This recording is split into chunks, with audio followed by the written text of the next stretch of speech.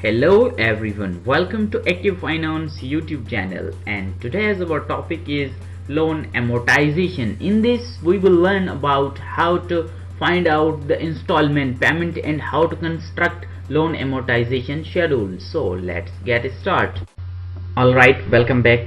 So I have brought for you very important topic related to finance, banking and at individual level. So let's learn about loan amortization. A loan that is to be repaid in equal amounts on a monthly, quarterly or annual basis is called as an amortized loan. Loan amortization tables are widely used for home mortgages, auto loans, business loans and retirement plans etc. इसमें क्या होता है कि हम जो amortisation की table होती है वो मॉर्गेजेस जब अपने होम करवाते हैं तो उसमें भी यूज़ की जाती है। ऑटो लोन्स कहीं से हम बैंक वगैरह से गाड़ी वगैरह लेते हैं तो उस लोन में भी यही टेबल्स यूज़ होते हैं, और ऐसे इसी तरह बिजनेस और रिटायरमेंट प्लान्स में भी होती है। आए यहाँ पे हम एक एग्जांपल सॉल्व करेंगे। ठीक है, example construct an amortization schedule for a $1,000 amount of a loan at a 10% annual interest rate with 3 equal payments। इसमें हम क्या लोन एक ले रहे हैं जिसकी जो अमाउंट है वो है $1,000 जो 10% पे और 3 इयर्स के लिए ले रहे हैं। जो डेटा इसकी ये गिवन है, लोन का जो अमाउंट है 1000 है, 10% इंटरेस्ट रेट है और 3 इयर्स के लिए। अब यहाँ पे दो क्वेश्चंस अराइज होंगे कि हम लोन की इंस्टॉलमेंट पेमेंट कहाँ से लाएं और लोन एमोर्टाइजेशन शेड्यूल कैसे कंस्ट्रक्ट करें। इसमें हम पहले स्टेप पे के लोन एमोर्टाइजेशन शेड्यूल की जो इंस्टॉलमेंट पेमेंट है वो कैसे फाइंड करें और एमोर्टाइजेशन शेड्यूल कैसे बनता है वो सीखेंगे। In first step, we are required to find out the annual installment. All inputs information is already given.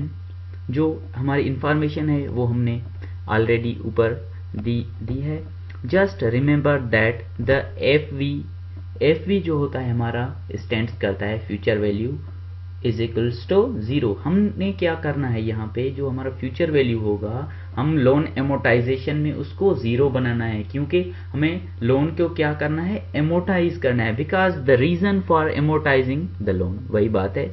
And making payments is to retire the loan, हमको जो है लोन वो ख़त्म करना है। इसलिए अगर आप फाइनेंशियल कैलकुलेटर यूज़ कर रहे हैं तो ये इनपुट्स आप उसमें पुट करेंगे, ये ऐसे ही जैसे यहाँ पे गिवन है। नंबर ऑफ ईयर्स जो है 3 और इंटरेस्ट रेट जो हमारा 10% है और प्रेजेंट वैल्यू जो है हमारे लोन की वो है $1,000। तो ऐसे ही पुट करेंगे तो आपको आउटपुट क्या मिलेगा कि जो हमारी रिक्वायर्ड इंस्टॉलमेंट है, पेमेंट जो हमें एनुअली बेसिस पे करनी है वो कितनी है, 402.11। अगर आपके पास फाइनेंशियल कैलकुलेटर नहीं है तो आप क्या करेंगे, सिंपली आप यहाँ पे साइंटिफिक कैलकुलेटर यूज़ करके इसको आप सॉल्व कर सकते हैं। आइए आपको हम बताते हैं कि कैसे आप साइंटिफिक कैलकुलेटर यूज़ करके लोन एमोर्टाइजेशन सॉल्व करते हैं। तो यहाँ पे भी हम फार्मूला पुट करेंगे एन्युटी वाला। एन्युटी आप पढ़ चुके हैं, हम पहले एन्युटी पे एक क्लास ले चुके हैं। अगर आपने वो क्लास नहीं देखी तो उसकी लिंक नीचे डिस्क्रिप्शन में गिवन है, जाएं वहाँ पे पहले वो देखें, फिर आपको समझ आएगी कि एन्युटी क्या होती है और कैसे वो मेजर की जाती हैं। अब ये एन्युटी का फार्मूला है 1 - 1 डिवाइड करेंगे हम 1 प्लस यहाँ पे हम इंटरेस्ट रेट रखेंगे जो कि हमारा है 10% और नंबर ऑफ ईयर्स पावर में देंगे और इस सारे को डिवाइड करेंगे 10 से।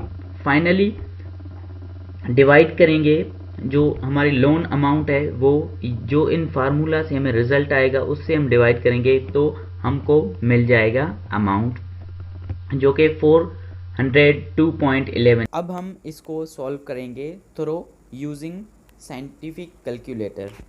यहाँ पे आपको वैल्यू पुट करने हैं। जस्ट हम क्या करेंगे, 1 माइनस ये जो वैल्यू है ना 1 माइनस 1 रखेंगे, फिर प्रेस करेंगे डिवाइड की साइन, क्योंकि हमें डिवाइड में है, ये जो ब्रैकेट में है डेटा गिवन।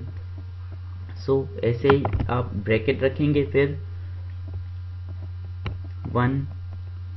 अब हमको परसेंट जो है ये गिवन 10%, इसको हम कन्वर्ट करेंगे पॉइंट्स में। हम अगर पॉइंट्स में कन्वर्ट करेंगे तो ये होगा 0.10।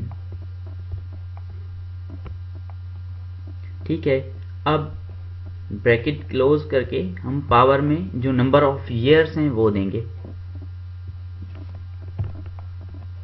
कितने नंबर ऑफ ईयर्स यहाँ पे गिवन है? 3। सॉरी, यहाँ पे ये मिस्टेक है, ये यहाँ हम कर देते हैं, जो नंबर ऑफ ईयर्स जो हैं वो 3 हैं।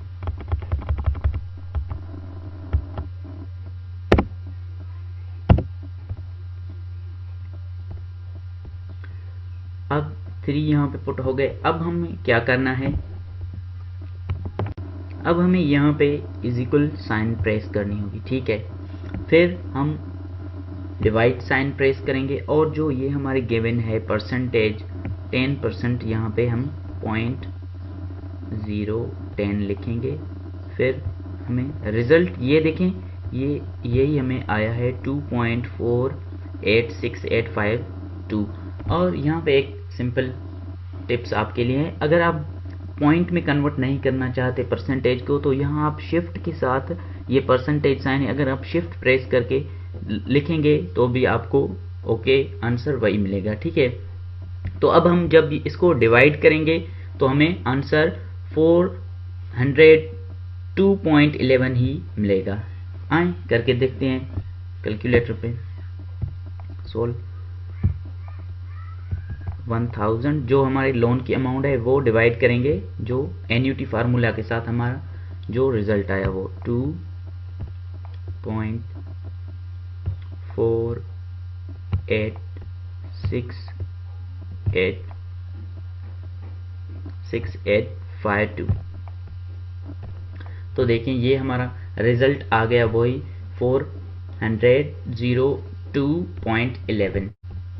हमने यहाँ पे फर्स्ट क्वेश्चन का आंसर फाइंड कर लिया है, जो कि हमें फाइंड करना था इंस्टॉलमेंट की पेमेंट फाइंड करना, हमने फाइंड कर ली। अब हम आगे चलते हैं सेकंड स्टेप पे, जो हमें हेल्प करेगा construction of loan amortisation schedule में। अब स्टेप 2 में हमें क्या करना है कि जस्ट हमें जो लोन अमाउंट है उससे इंटरेस्ट रेट फर्स्ट ईयर का माइनस करना है, और जो हमारा सेकंड होगा वो जो हमको रिमेनिंग बैलेंस बचेगा उससे हमें इंटरेस्ट रेट माइनस करना है। ये आप बात समझ लें।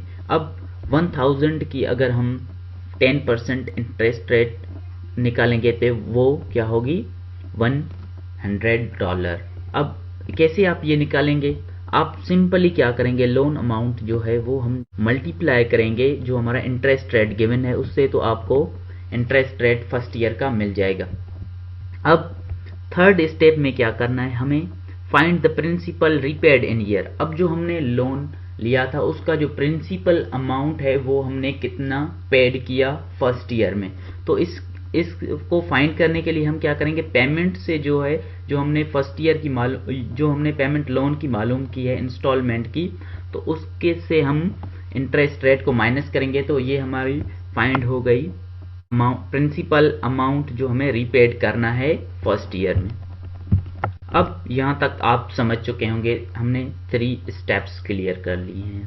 पहले में हमने इंस्टॉलमेंट पेमेंट फाइंड की, सेकंड में इंटरेस्ट रेट के इस पे कितना पे करेंगे हम फर्स्ट ईयर में, और थर्ड में हमने ये फाइंड किया कि प्रिंसिपल जो अमाउंट है उससे हमने कितना पेड किया बैंक को या जहाँ से भी हमने लिया था।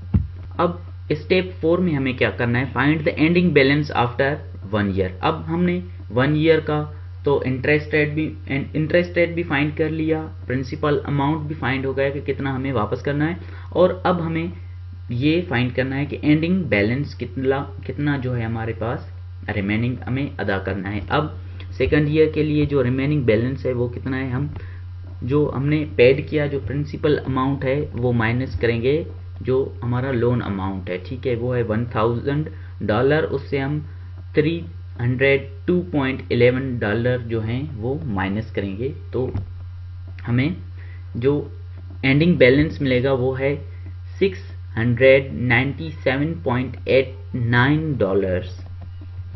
सो हमने 4 स्टेप्स क्लियर कर लिए। अब हम क्या करेंगे कि हम कंस्ट्रक्ट करेंगे अपना लोन एमोर्टाइजेशन शेड्यूल। फाइनली हम पहुंच गए हैं कि कैसे लोन एमोर्टाइजेशन शेड्यूल जो है कंस्ट्रक्ट करते हैं और जो टेबल है वो कैसे हम बनाते हैं। तो फर्स्ट ईयर ये हम टेबल आप ऐसे बनाएंगे, पहले यहाँ पे ईयर रखेंगे, फिर बिगनिंग बैलेंस जो स्टार्टिंग में बैलेंस होगा, फिर जो पेमेंट हमने फर्स्ट जो स्टेप था उसमें जो फाइंड की थी वो रखेंगे, और इंटरेस्ट रेट जो हमने सेकंड स्टेप में माइनस किया था वो रखेंगे यहाँ पे, और प्रिंसिपल अमाउंट जो इसका कितना हिस्सा हमने फर्स्ट ईयर में जो है पेड किया है बैंक को या जहाँ से भी हमने लिए थे। तो लास्ट 4 जो हमने स्टेप अभी क्लियर किया उसमें हमने ये फाइंड किया कि हमें एंडिंग बैलेंस कैसे मिलेगा। तो ये हमारा एंडिंग बैलेंस हुआ। ये अब हमारी फर्स्ट ईयर की एंडिंग बैलेंस तक हमने पूरा किया। अब यहाँ से हमारा सेकंड ईयर स्टार्ट होगा, ठीक है। सेकंड ईयर में हम अब यहाँ पे सेकंड ईयर है, ठीक है। सेकंड ईयर में हम ये जो हमारा एंडिंग बैलेंस है ना ये अब फिर सेकंड ईयर में क्या होगा, ये बिगनिंग बैलेंस हो जाएगा, ठीक है।